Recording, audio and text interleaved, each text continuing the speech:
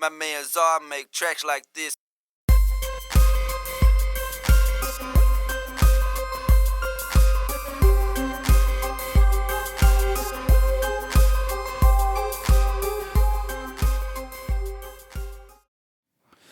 What's going on, y'all?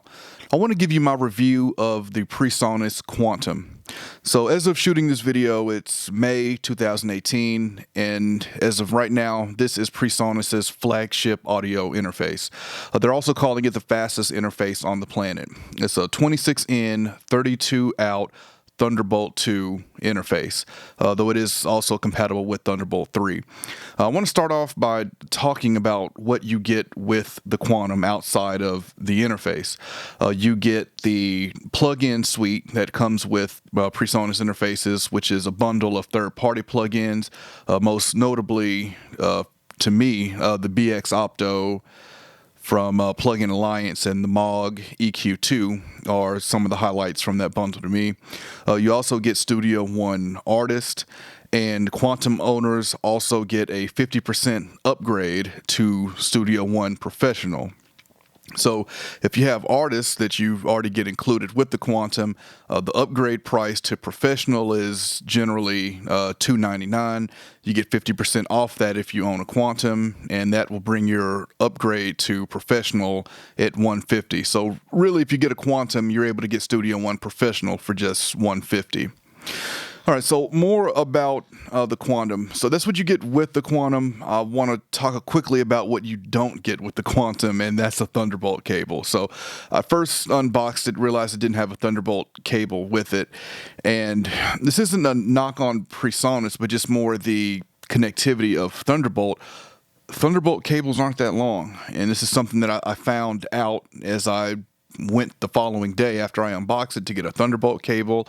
Ended up getting a 6-foot Thunderbolt cable, and I ordered a 10-foot one off Amazon that I haven't opened yet, but I went and got an Apple 6-foot cable, and I understand why it didn't come with a cable, because Thunderbolt cables are expensive, but it is something to keep in mind if you're looking at a Quantum or looking at a Thunderbolt interface. So from there, let's move into some of the functionality of the Quantum. So right now, you're hearing me through the Presonus RC500 into the Quantum. For the rest of this video, I'll be doing it with the Quantum Pre, just so you can hear the difference between the Pre's, the RC500, and the Quantum. So let's switch over to the Quantum and take a look at some of the functionality of the Quantum. So now I'm plugged directly into channel 1 on the Quantum, and the Quantum has auto sensing jacks. So what that means is that, let's move over to channel 2, and so right now it's set for mic, and that's because I have an XLR in. If I unplug it, it'll switch to line level. So the Quantum will auto sense if you have a line level or mic connected to it. You can channel through your mic pre's here, and it's also remote controllable from the Universal Control software or Studio One. This C is the level of the Talkback Mic. So I want to talk about the power button on the far right. You can see that it's solid blue. So the Quantum has, you'll see this power button flash different colors or change colors during use. And if it's solid blue, that means that it is synced to a clock, and if it's red, it means that it's not synced. If it's flashing blue or red, then it's trying to sync, and there's a button that you can click in the Universal Control software that will make it flash purple, and if it's doing that, it's trying to identify a clock. So those are the different colors that you may see the power button flash. You've got 2 headphone jacks in the front, which I like, because if you've got one set for the engineer and another for an artist, it makes that easy when you have 2 headphones jacks on the front. 8 inputs. You got metering for all of your 8 inputs, as well as your main left and right. You've got dedicated outputs on the back. You've got phantom power for each individual mic pre. That's really nice because some interfaces force you to add phantom power to the first 4 or the last 4 of the pre's. With the Quantum, you do have individual phantom power for each mic pre. Talkback, dim, mute, and mono. Again, controllable from Studio One or the Universal Control software. So speaking of the Universal Control software, let's get into there and take a look at that. So this is what you get when you first launch Universal Control. This is the software that is used to control the Quantum and any other Presonus devices you have connected to your computer. It's also the software that is used to perform firmware updates on your Presonus devices. So you see that I have a Quantum connected by Thunderbolt, fader port 8 connected by USB, and a audio box i2 connected by USB. So to get to the settings for the Quantum, you just click on it. And the first thing that I noticed here is that visually it looks really bland to me. It's just a black and gray layout, and it's a very almost bare bones interface to me, or user interface to me, with Antelope and Total Mix as two control softwares I previously used. I've had the ability to route outputs to different inputs, and just really a lot of customization that I don't find that you have here. Across the top, you've got a list of your inputs and outputs. Below that, you've got your 8 mic pre's, that's controllable. And below that, you've got controls for the main knob, main output, your talkback control, headphone source. So though you have the ability to control everything on the Quantum, I do find that it's very limited compared to other control softwares that I have used. Once you select the Quantum, on the left side, you'll see that the sample rate and clock source now becomes available, which it took me a while to figure that because I couldn't find at first where to control the sample rate and the clock source from. If you select ADAT, you still got control over your 8 mic pre's here on the Quantum. If you have a DP88, you'll be able to remote control more pre's. Right now I have a M-Audio Profiler 2626 that's connected by ADAT, and as you see, I can't control it from here. So it has to be a DPX or a DP88, Presonus DP88, in order to control more mic pre's from here. But there's your ADAT controls, and you have a real-time analyzer, which is pretty nice. You just select which input or output you want to see in order to see that real-time analyzer.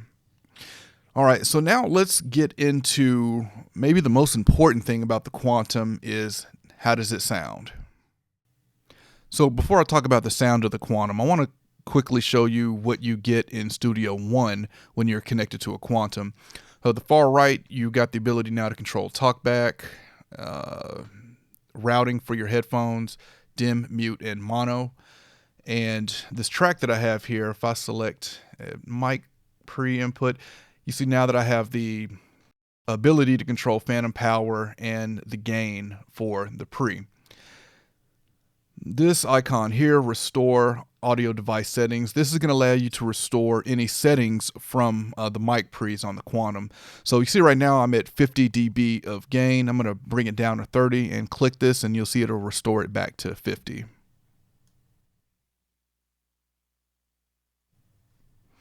And lastly, if you command click on the dB, it will, so I was looking for a way to maybe mute the mic pre's, and the quickest way I found that is if you on a Mac, if you command click, it'll take it down to 0 dB.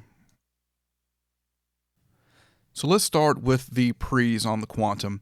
I haven't used the mic pre's a lot on the Quantum. I mostly mix and master, so I'm really not using mic pre's a lot in here.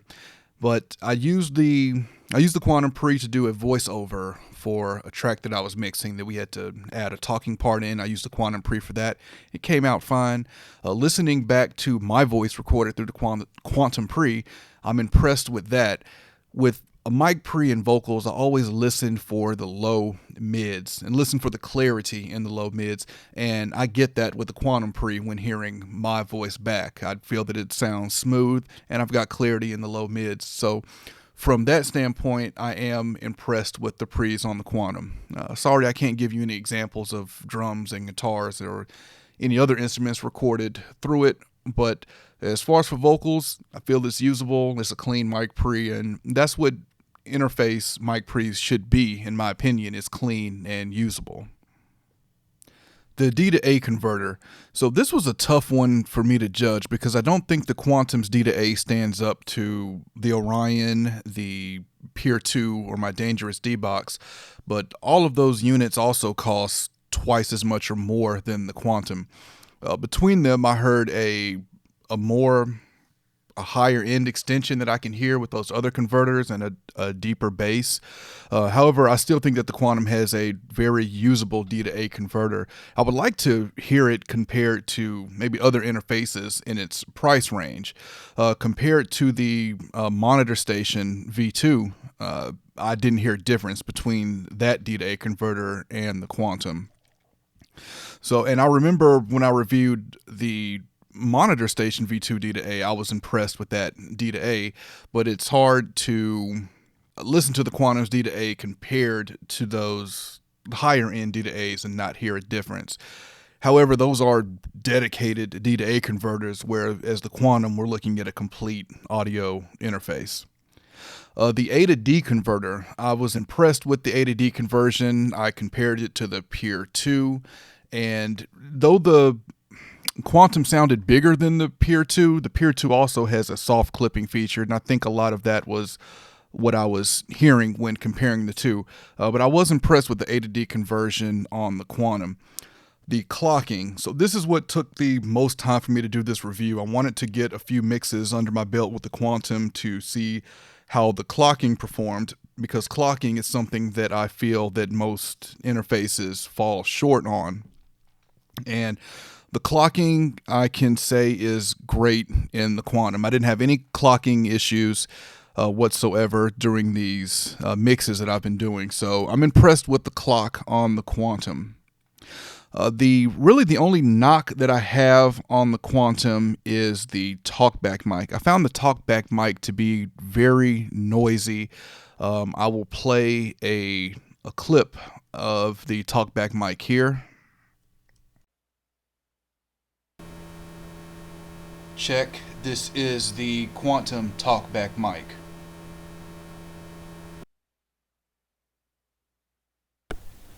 Check, check, 1, 2. This is the Presonus Monitor Station. So, as you can hear, the talkback on the Quantum is extremely noisy compared to the Monitor Station. Now, so let's get into some overall pros and cons and wrap this up. So, pros, the Quantum has solid conversion, exceptional clocking, nice mic pre's, you get Studio One integration, which is huge because you're able to control the interface from the DAW, being able to set the mic pre's, your dim, talkback. That's something that no other interface can offer. 50% off Studio One Pro. That is a sweet deal. And the Studio Magic plugin suite. Granted, the Studio Magic plugin suite is not something that comes with just the Quantum. You do get that with other Presonus interfaces that you purchase. Cons, I'd say noisy talkback mic and no standalone mode.